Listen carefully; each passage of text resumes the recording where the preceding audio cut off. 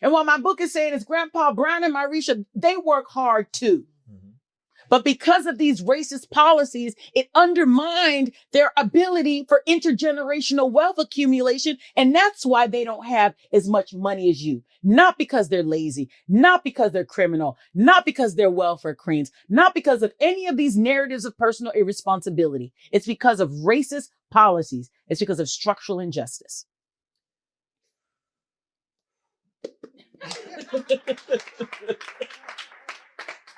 And I want to drill down on this, because one of the themes that I think, and how you've set this book up and just the deep storytelling, is this cumulative impact of intergenerationally transferred dynamics, right?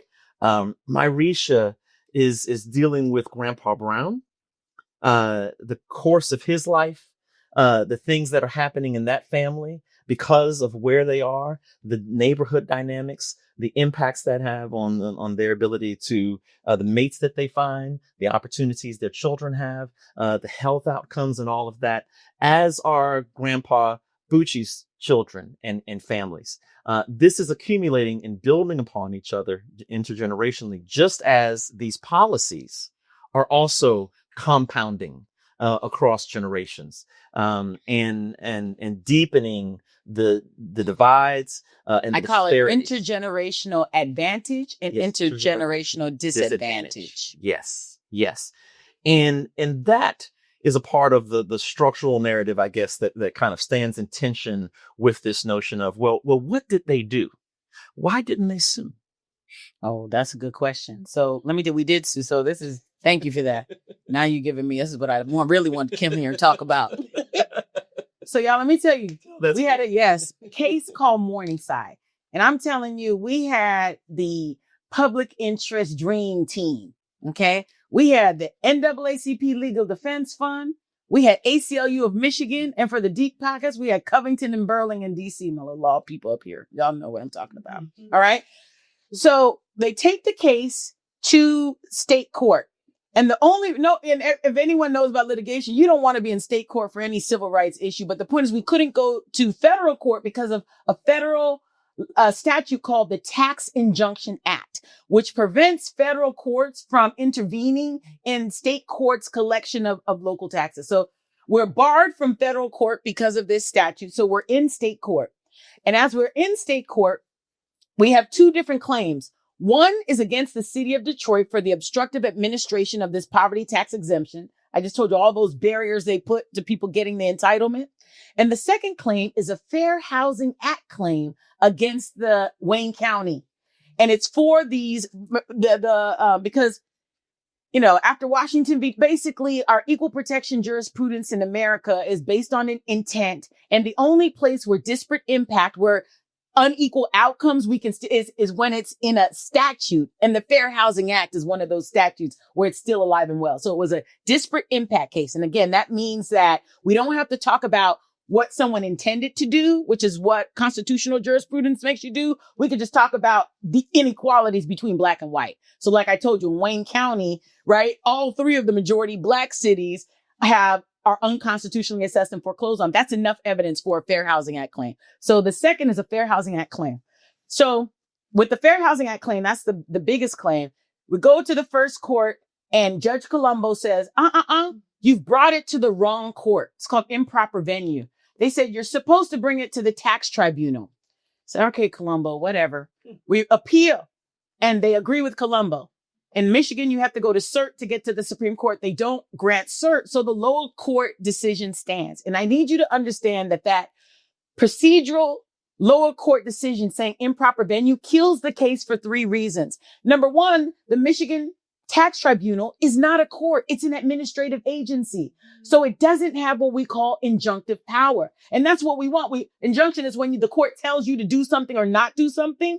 This is not a court. So it doesn't have, and that's the main thing of the case is we want to tell Detroit to stop this. It doesn't have injunctive power, number one. Number two, because it's not a court, it's an administrative agency. It doesn't have class action facility. So the only way to get justice is to sue one by one by one. And what we're trying to sue in this case is structural injustice.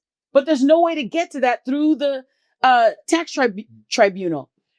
Third and final reason that this procedural decision kills the case is because in the Fair Housing Act, you have 2 years to put together a case, because it's a lot of work to get all the data together, empirical studies. To get before the Michigan Tax Tribunal, you had to file a claim between February 1st and February 15th. So again, I'm a law professor. We teach our law students, we're doing a bad job, y'all. You left us, but the law professors in the room, we teach our students, there's an injustice. You take it to court, you fix it up. We don't teach them about these instances where procedural barriers prevent substantive justice. We're doing them a crime because this is not an anomaly.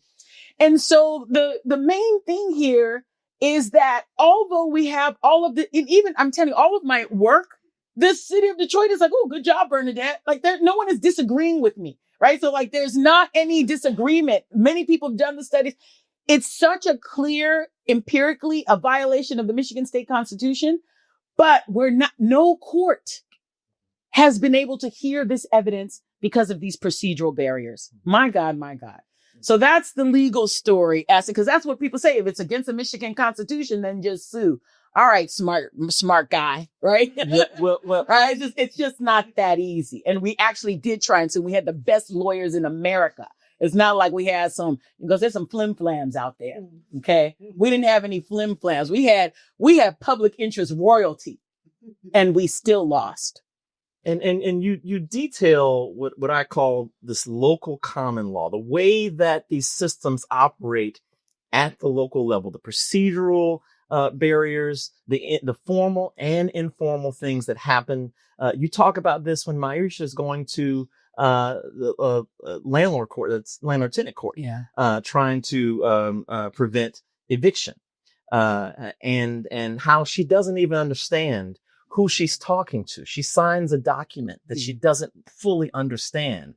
The impact of those things that happen before we ever get to plaintiffs and defendants and entry in court, but just what's happening on the ground in the lobby at the nonprofit desk. You have a story of the nonprofit worker who was trying to help Marie, and the regret that she brought her to tears when she realized how overwhelmed and under-resourced she had been, unable to serve Marisha with justice. Talk about all of these stories you give us in the fabric of local government and nonprofits and social services supports that are swirling around Marisha and this property. Yeah. And so, one of the reasons, when I get to Detroit, and again, I told you the dominant narrative before I got there is one of personal irresponsibility. And again, what I tried to get across in the story, and I want everyone, to really understand, is these narratives are not just being hoisted upon the affected populations. They're being internalized, right? People are beating themselves up, blaming themselves. It is my fault, right? And guess what shame does? Shame immobilizes you.